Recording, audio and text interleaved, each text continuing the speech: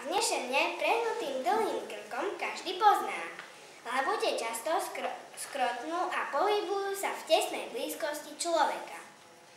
Hniezdia v Európe a v strednej Ázii. Živia sa rastlinami a hmyzom.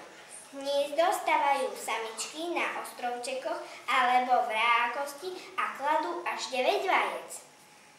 Samičky tiež na vajciach same sedia.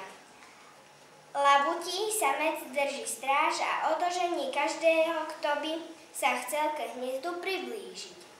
Je veľmi bojovný a dokáže zasadiť zobákom alebo krídlom poriadnu ranu. Keď sú malé labute na svete, vozia sa niekedy na chrbte labutej matky, ako na lodičke. Pred zimou labute svoje hniezdo opúšťajú a sťahujú sa na